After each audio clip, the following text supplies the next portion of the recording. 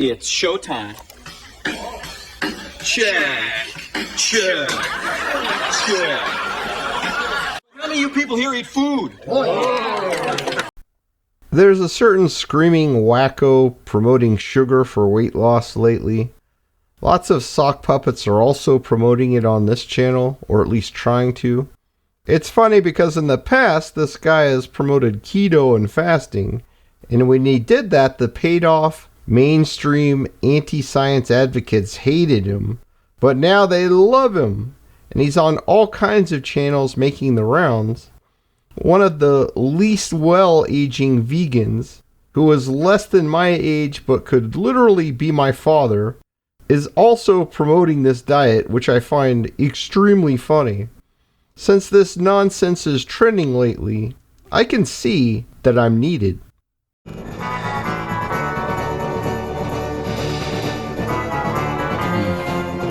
Tastes like homemade licorice.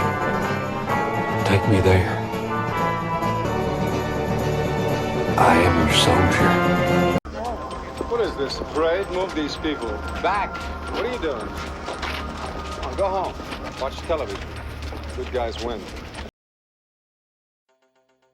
There's no such thing as Dunning-Kruger syndrome, which anyone with some basic mathematics education could tell you. On the other hand, delusional and narcissistic seems to be the standard for social media influencers, especially in the highly fraudulent fitness industry. Personally, I'm introverted and analytical, which is the opposite of most people who are active on social media. I didn't just jump up one day, choose a random topic, and then start spewing nonsense for years on end. That does seem to be what the average influencer does. They don't research much of anything before starting, and usually have no meaningful education or experience with the subject matter that they're talking about. That's probably the big reason why you often hear people talking about imposter syndrome. Guess what? If you spend the time to research things for days before making each video, you simply don't have this issue. If you learned your opinion by watching TV, like most people today, it is an entirely different story. And unfortunately, the more important the topic is, the less trustworthy the mainstream narrative is. Oh, and Tom's a member of a satanic cult and has participated in human sacrifices. What? Well, you know all the guys upstairs are into Satanism as well, don't you, Tom? Oh my. That's not a big deal if you have a channel about becoming a guitar god, or making grilled cheese sandwiches, or how to wash your car, but it's egregious when you're talking about health subjects. I've also heard some midwits saying you should not call it research unless you actually run a study. However, no one with any academic training would really say that. This is the heart of all academia. No matter what kind of experiment you perform, this is where you start, and it's also how most of your time is going to be spent actually writing the study, because you'll have to justify every single statement presented either experimentally, which is very expensive, or with references. It's also easier to run an experiment than you might think, and most of these guys just rely on a MATLAB program that takes care of all the math for them, which they usually know very little about. The real problem is just funding. A DEXA scan, or better yet MRI, is going to be very helpful for measuring fat loss, for example, but it costs money, and for the MRI it's a lot of money. Then you have to pay each participant and spend time talking to them and so on, which also costs time and money. That's part of why real experiments with weight loss are seldom done anymore. The other reason is fraud. The results are already well known, and most of the science since then is not science at all, because there's no intervention at all, or only an extremely short one of 1 to 2 weeks. It also usually goes against the long-term experimental trials that we do have, some of which had hundreds of participants, or even thousands, and ran for many years or even decades. Above all, when it comes to weight loss, above education and research, You have to experience it. If you've never been 50 plus pounds overweight long term and struggled for years with your weight before finally losing it, then you just really can't understand it. And this can easily color your perception of the weight loss process and lead to an absurd approach to helping people. Stop it! I'm sorry? Stop it! Stop it? Yes, S-T-O-P, new word, I-T. I can't. I mean, it's been with me since childhood. No, we don't go there. Just stop. You can also eat up to a higher weight in the short term and lose it very quickly. And interestingly, experiments show this kind of weight loss is very rapid and easy. Your body works really hard to maintain its weight, whether it thinks it's too low or too high by our standards. But with a bad diet over time, it tends to creep up and up, maybe a pound or two a year. And eventually this becomes the weight that the body's hormones try to maintain. So I don't want to just throw out set body point, blah, blah, blah, all kinds of nonsense that makes no sense. So while this is extremely complicated, I'm going to give you at least one specific mechanism that will hopefully make some sense. For example, your body is very sensitive to the weight exerted on your skeleton, and if your weight is a strain for your skeleton, your body massively chokes back your appetite and, importantly, on your growth mechanisms. However, if you carry this weight a long time, then your bones are going to strengthen, and this mechanism is no longer going to come into play. Mechanisms like this make it so people who are obese for long periods find it is almost impossible to keep off weight loss for more than 6 months, and the success rate is about half of 1%. A similar study was done by Ansel Keys in 1944, where he took 36 men and put them on a 24-week semi-starvation diet, 1,570 calories a day, and again measured what happened to their metabolism. It turns out that the men's resting metabolic rates declined by 40%. So again, heart volume shrank, heart rate slowed, and the body temperature dropped. There was all kinds of psychological effects. Some people went actually completely crazy. But they were obsessed about food, and there was binge eating and all sorts of problems. So what we see is that one of the key assumptions of the caloric reduction model is actually not true. That is, if you look at caloric intake and caloric expenditure, they are very intimately linked. In fact, if you look at more recent data from the New England Journal of Medicine, a very prominent medical journal from 1995, what they did was they measured something very similar. That is, they took people at an initial weight and they increased their weight by 10% or decreased it by 10%. And what they did then is they looked at what their basal metabolism did. And how they did this was they adjusted their diet, a liquid diet, and they gave them more or they gave them less until they achieved what they wanted in terms of weight. And this is what you found in terms of basal energy expenditure. That is, as you gain weight, your body actually starts to rev up and starts to burn off those calories. And as you lose weight, your body, well, as you return to initial weight, you go back to normal. As you lose weight, your body actually starts to shut it down. So far from being completely independent of each other, it seems that the body has compensatory mechanisms to actually return you to your initial weight. And in fact, these changes happen not only right away, but they actually persist for a surprisingly long amount of time. That is, even a year after your weight loss, so after a 10% weight loss, this is from the American Journal of Clinical Nutrition, after a 10% weight loss 1 year later, what they found was that the total energy expenditure was already down. And it stayed down. So it goes down right away and it stays down. So while these demonstrations where some nitwit gains 20 to 30 pounds rapidly and then loses it just as quickly look impressive on the surface, in reality it's nothing to do with the process of weight loss for normal people. In fact, if the guy had made no effort at all, to lose the weight, it would still all come off except for a small percentage.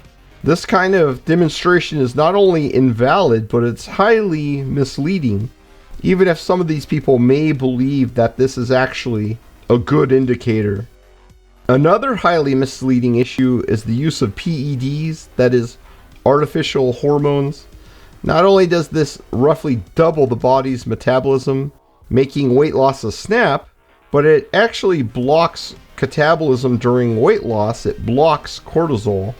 You can literally just sit on the couch and you're going to lose 15 to 20 pounds of fat while simultaneously gaining 15 to 20 pounds of muscle, or at least sarcoplasm within your muscles.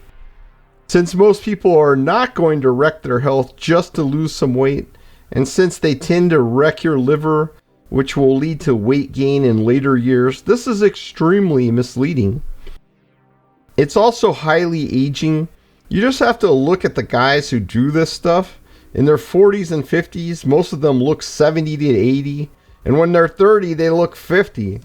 Many of them also lose their hair very early, and that's one of the easiest signs to recognize these clowns. And this is another big side effect of these hormones, and it's almost impossible to avoid. The ones who don't die early ultimately wind up with an awful body, and they're bald, because eventually they have to come off this stuff to avoid a heart attack or a stroke. The very dad bod that these guys have accused Dr. Berry of having is what they're going to wind up with. Except they're not going to have the really beautiful wife like he does or the nice house. They're just going to be bums on the street. I would guess that the one sugar diet advocate who's a vegan cyclist is also using this cheat. It's true he's very skinny, but he's never had a serious weight issue either. And for many people that's just kind of natural. And most people as lean as he is and with such small muscles are going to have zero definition. But this stuff has a cosmetic effect too, which most people don't realize.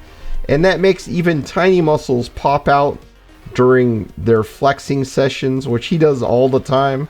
It also makes the skin thinner, which is going to make you look awful in the long run, but also makes your muscles look bigger. I'm strong, like a Hulk. Of course, no one can know for sure except him and possibly people he's told or shown it to, but the signs are all there, along with some other potentially nasty signs if you know this guy's background a bit, and you can watch videos online to see the accusations people have against him. No, I do not. Like 16-year-old girls? That would be wrong.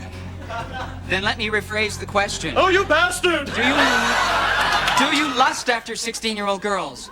Yes! It might surprise you to know that the current diabetes pyramid promoted by the government and industry is a complete turnaround from what was taught in medical school for over 100 years. In fact, Dr. Atkins did not make up this diet.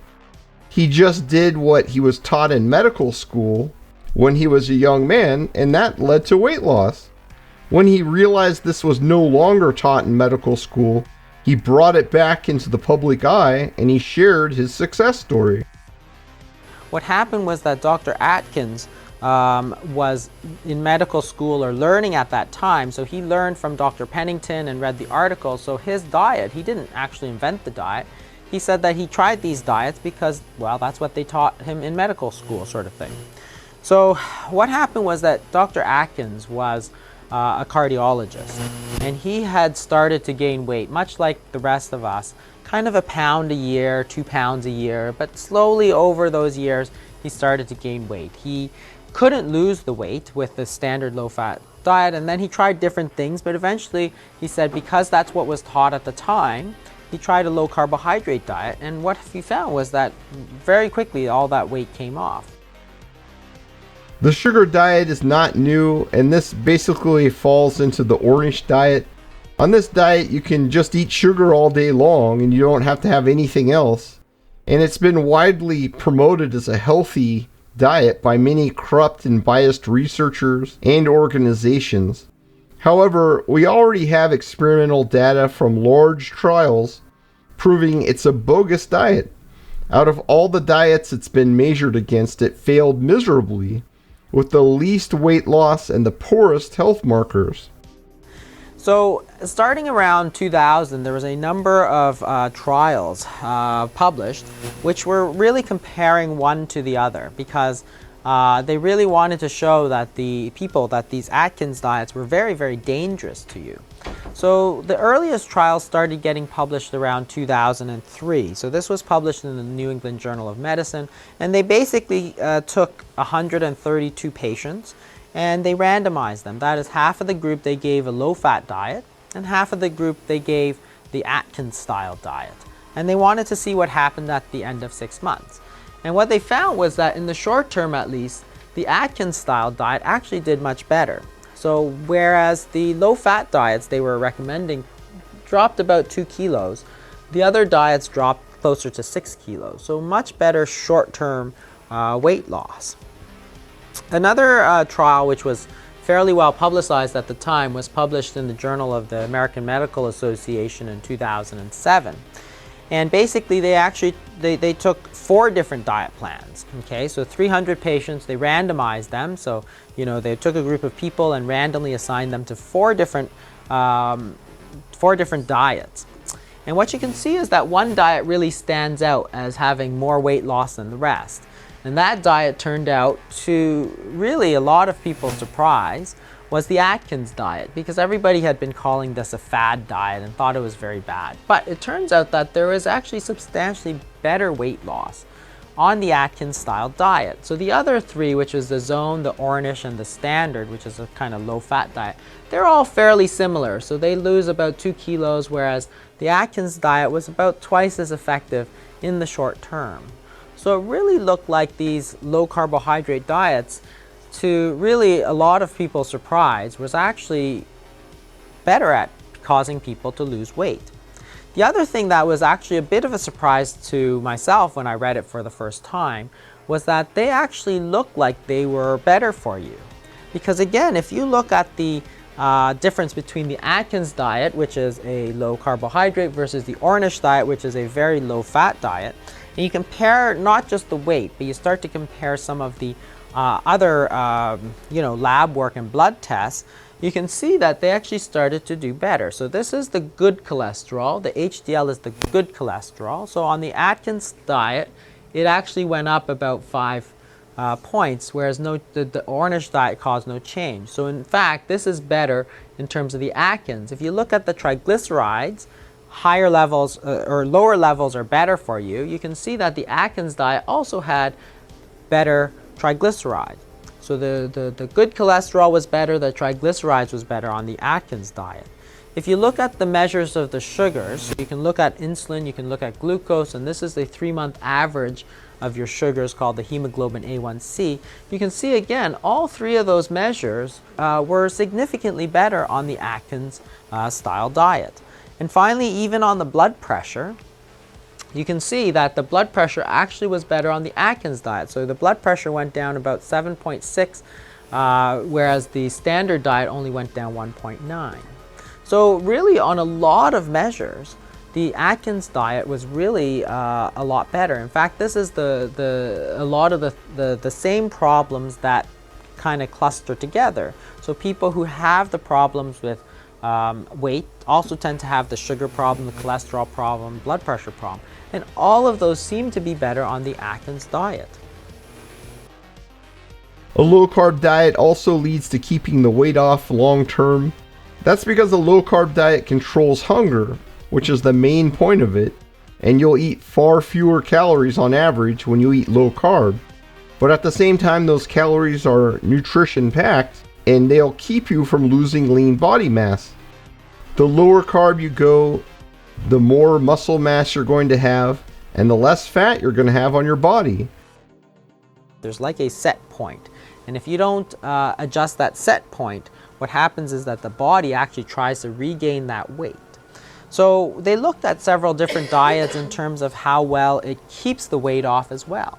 So this is a trial published again in the New England Journal of Medicine, and they took 773 patients, and again, they were randomized after they had lost 10% of their weight. So four different groups. They had either they adjusted the protein, so LP is low protein, HP is high protein, or they adjusted it according to the glycemic index, which is how high the sugars rise after each food. And so you can have a high glycemic index or a low glycemic index. So high glycemic index are those foods that raise the sugars, like the sugars and the starches and so on. So after they lost the weight, they randomized them to these 4 groups. And again, you can see that, again, most of the groups regained the weight. There was only one group really which stood out that didn't seem to regain that weight over the next 6 months. And that was the high protein, low glycemic index. So these fattening carbohydrates seem to have an impact not just on the initial weight loss, but also keeping it off. So again, this was something that was published in the New England Journal of Medicine, and it was really a bit of a surprise to a lot of people that not only are they cause better short-term weight loss, but they also are healthier, and they may have a bit better effect in terms of the durability of this. You also actually burn more calories when you eat fat, while at the same time you burn fewer calories when you eat sugar. Is a calorie is a calorie is a calorie really true? This axiom that everybody repeats, is it really true? The truly significant breakthrough came from Kekwik and Pawan. After a series of animal experiments, including the discovery that rats on a low-carbohydrate diet put out a fat-mobilizing substance which, when injected into other animals, caused an automatic weight loss, they directed their attention to obese humans. 2 groundbreaking studies were published in '56. Next. First, they studied 1,000-calorie diets, but it was a research study that they had done on rats, and this is what they did. There were diets 90% fat, 90% protein, 90% carbohydrate. They wanted to see the effect. 1,000 calories of 90% carbohydrate produced no weight loss. As a matter of fact, there was a slight weight gain. The 90% protein diet produced a weight loss between 3.5 and 4 pounds in the week that people followed it. The 90% fat diet did even better. Between 5 and 6 pounds of weight were lost. And that is a dramatic portrayal of how different foods can lead to different amounts of weight loss. But of course, these were all 1,000 calorie diets, and they wanted to look at diets with sufficient calories not to provide guaranteed weight loss. Next. So, look at this one. Look at this one. For an average of 8 days, 6 subjects were alternated between a 2,000 calorie balanced diet and a 2,600 low carbohydrate diet.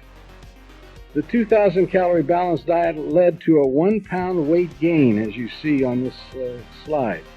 Whereas the 2,600 calorie low carbohydrate diet given to this very same subjects, it was a crossover study, produced a 3 pound weight loss in the same amount of time. And Kekwik and Pawan did water balance studies, and it wasn't water. The higher your insulin is, the less fat burning your body can perform. And part of this is because insulin actually destroys your mitochondria. Perhaps. Now let's flip it around. Those studies looked at lowering insulin. What happens if we increase insulin? So this study took equal body weight groups, type 2 diabetics, body weight matched with non-diabetics. And that in the original state, the metabolic rate in the type 2 diabetics was higher than the non-diabetics. And that might be for any number of reasons, but least of which could be that their insulin might have been lower than the other overweight non-diabetic. But what happens when you start the type 2 diabetic on insulin therapy? Their metabolic rate starts to significantly drop, and that's what they found. When the type 2 diabetics started insulin therapy, metabolic rate dropped. More evidence that there's some shift going on. And then the last study I want to show you, just as hints that are supporting this overall effect in humans, is this one, and I love this study. So let's just look at it. Don't let it be daunting at first glance. This took type 2 diabetics from month 0 when they were first beginning their insulin therapy. And so let's look at a few key things on this slide. So what's happening to their insulin dose over this 6 months? You see what's happening? the overall trend, their insulin dose is climbing. And that's very much reflective of this biological phenomenon that too much of something results in a desensitizing or a downregulation of the sensitivity to that something. In other words, hyperinsulinemia causing insulin resistance. So these type 2 diabetics are becoming more and more insulin resistant throughout the course, in just 6 months, mind you. Now what's happening to their body weight throughout the course? This is only 6 months, and they gain about 20 pounds of fat, and that's actually quite common among type 2 diabetics who begin insulin therapy. So a 20-pound gain. Now lastly, that's interesting so far, but what happens to the amount of food they're eating, or at least reporting? And I admit that's a potential problem. It's going down. So one of these variables, insulin dose or caloric consumption, is matching the overall change in body weight. Only one of them. It's clear that the lower your carbs are and the higher the protein, the better your body composition is going to be, and this has been proven experimentally over and over again. Even so, on any diet, you will lose some lean tissue, and your metabolism will slow over time. Keep in mind the whole point here is to eat more natural foods and thereby control your hunger. This will slowly make you lose weight over time, though if you're very overweight, this probably won't be enough to get all the weight off. Thankfully, metabolic slowdown does not happen with fasting. And here's why people actually sometimes feel a lot better on the fasting than they do non-fasting. It's because the norepinephrine goes up. So if you look at energy expenditure, again, this is a 4-day fast. At the beginning, your resting energy expenditure is 3.97. At the end, it's 4.4. So again, you can see that the metabolism hasn't slowed at all. It's actually maintained. And that's what people always say, oh, you're going to slow down your metabolism. You don't. When you eat less calories, you will slow down your metabolism, but you won't when you fast. But the norepinephrine levels, which is the adrenaline levels, actually significantly go up. So 1716 on day 1, and it goes to 3728 by day 4. In other words, your adrenaline level is shooting through the roof, which is going to give you not less energy as you fast, it's going to give you more energy. So people often feel better when they're fasting. Again, if you look at insulin levels, went from 71 to 59, so that's good. If you look at glucose, it stayed stable, it went down, but the fatty acids went from 240 to 1135, which means that you're burning fat. You're releasing these fatty acids to burn. On regular diets where you just reduce your calories, so you start here, they're equal because you're not gaining or losing weight. As you reduce your calories you take in, at first you'll lose weight, but then your energy expenditure also moves down to match it. So then at the end, you're not losing weight, not gaining weight. What's happening is that when you, and I think it's actually an evolutionary thing, think back to the caveman. If you were not eating for a couple of days, and all of a sudden you're feeling weak and tired, you'd kind of like never eat again, because if you can't go out and catch the rabbit or catch the whatever, right? So what the body does is that it doesn't reduce the metabolism. It maintains the metabolism, but actually gives you a lot more energy. Because if you haven't eaten for 2 or 3 days, you need more energy to go out and get some food. So the body starts to burn this fat, it maintains its metabolism, and gives you more energy to go out and get the food. So in the chronic situation where you're just simply reducing your calories every day, the body says, well, I better get used to this lower level of calories because I need to maintain it, right? It's just like if you remember the analogy of the manager of a coal-fired plant, right? If you manage a coal power plant and you get 100 tons of coal a day and you put out a certain number of energy, all of a sudden the shipments of coal, which is the energy, drop from 100 tons to 50 tons. Are you still going to burn 100 tons a day? No. Soon your stores are going to run out, and then you're going to get fired because you have nothing left. What you're going to do is, if you only have 50 tons a day, then you just burn 50 tons. Actually, you might burn a little bit less so that you start to rebuild your stores, because you're saying, oh, and that's what your body does. Your body says, well, I'm not getting as many calories, so therefore I should burn less calories. But if you do the fasting For the first few days, your body doesn't do that. And if you alternate them, so the regimens that have been studied are alternate daily fasting, so it's one day you're going to eat, one day you're not going to eat, your body never gets a chance to adjust to the lower level of calories. So it's going to maintain your energy expenditure. Fasting is the only way to lose fat quickly without losing lean tissue or slowing your metabolism. Any fast of 96 hours or less will actually increase your metabolism because your adrenaline will go up. Long-term data also shows that alternate day fasting will lead to weight loss without slowing the metabolism at all, and lean tissue even goes up slightly over time without even adding in any exercise, and this is over the course of 6 months. The fat just walks away. Sugar is one of the worst things for your health, and people eating an orange diet had awful blood pressure, even when they were skinny and even when they were losing weight. And this diet is basically the same as the sugar diet. You're allowed to eat all the sugar that you want. This is probably because blood pressure is largely controlled by insulin, which is a little known fact. But we can see that it's not simply obesity anymore we're talking about. It's actually much, much more than that. We're talking about obesity, hyperlipidemia, so high triglycerides, low cholesterol, low good cholesterol, high blood pressure, diabetes, and fatty liver. This metabolic syndrome, which all goes together, is actually part and parcel of the whole insulin resistance syndrome.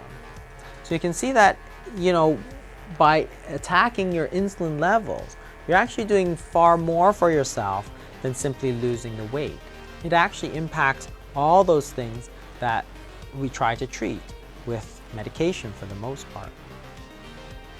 Now there's a few things about the Atkins diet which people have always worried about. So when it was very popular, they used to, there's all these arguments why you shouldn't do the Atkins diet. One of it was that it was all water. That is, all the weight that you lose is water. And that's true.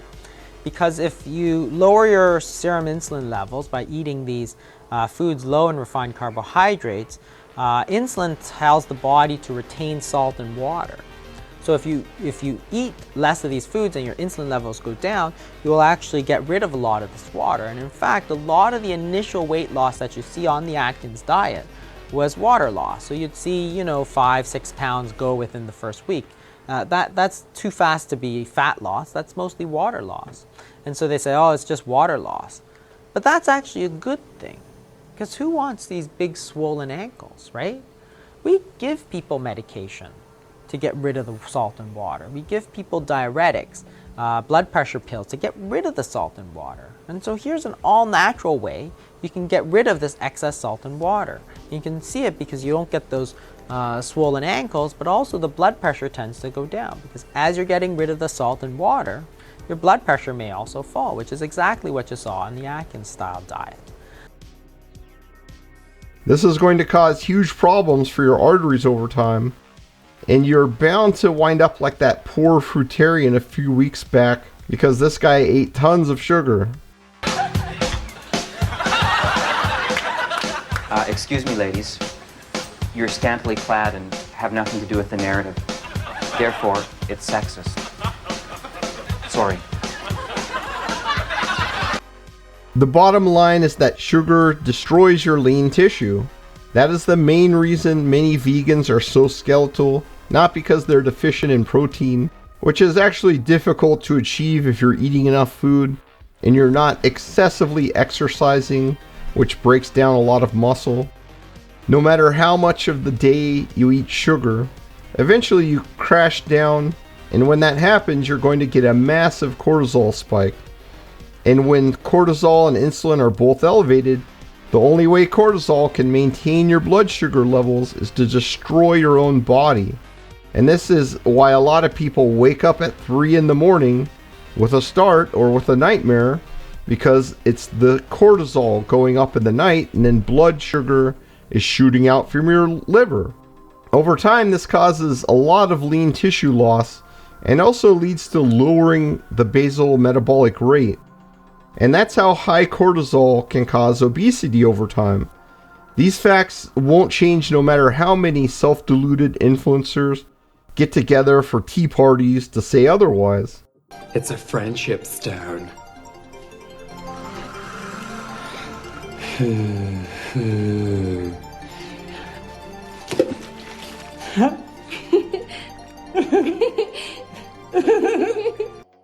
Unlike some shallow, delusional, narcissistic influencers I've seen, I really don't care what people look like in a bathing suit. In fact, I don't even really care that much what I look like in one, and I doubt Dr. Barry does either. He's too busy driving around his BMW with his hot wife to really care. Though I do have to say, if you want to be gray and wrinkled and destroy your metabolism over time, this diet will do that for you as quickly as possible. And keep in mind, many of these so-called transformations are fraudulent because they're performed by people on artificial hormones that negate some of the drawbacks of this diet, though unfortunately for them, not the ones related to their health. Unlike these guys, I do care about health, and fasting and reducing carbs, and especially sugar, is the reason that I'm alive today, because that's the only way I was able to reduce my lethally high blood pressure that even the doctors couldn't fix with their quack medicines. In the end, everyone has to be their own expert, but sugar is harmful no matter what stage of life you're in or what weight you're at. This is proven not just mechanistically, but through long-term, high-participant trials lasting for years, with the Ornish diet and with other low-fat, high-carb diets with sugar in them. Unlike a lot of the pointless, low-energy channels run by windbags that get staggering amounts of views in spite of having nothing of substance to say and never backing up a single word that they do say with any tangible evidence, I provide endless studies to prove the points I make. So if you're only listening to this, just realize a lot of this is on the screen for you to see. Even so, people complain about this or that tidbit, or they simply misunderstand something I say and fly off the handle. Ultimately, you have to put in work too, and not just looking stuff up, but you have to actually try things out. But not in this case. Don't add lots and lots of sugar to your diet, whatever you do. It will do nothing but wreck your liver and gray your hair by spiking cortisol. It will also destroy your skin by glycating your collagen and glycating the elastin, and even small amounts of fructose are highly damaging in this respect. Not to mention they cause tons of acne in younger people or in people who are susceptible. Ultimately, these videos are a place to start, an inspiration and motivation so people will know they can get their health under control without taking dangerous and expensive meds, which is usually just the slow route to the grave. But I like to let people make up their own minds. They can just work into a fasting and health conscious lifestyle and just see what benefits you get. He's not just a person. He's a paradigm, a phenomenon. My concluding remarks are these. One day there'll be another, a superficial man, or woman, who cultivates enormous influence with smooth talking and a given set of credentials. Please cast a critical eye on him or her. That means, don't be sucked in by the confident or self-assured presentation. Don't be sucked in by his or her credentials and authoritative delivery. Look at the facts supporting the individual claims. If there is none, then dismiss the claims outright. Or people can listen to fast-talking narcissists who provide nothing to back up a single word they say, and they can see how well that works out for them. Show me your bag of secrets. I thought you said he was good at making bombs and robots and stuff. I'm not seeing it. Not seeing results. All I see is a bunch of organic waste.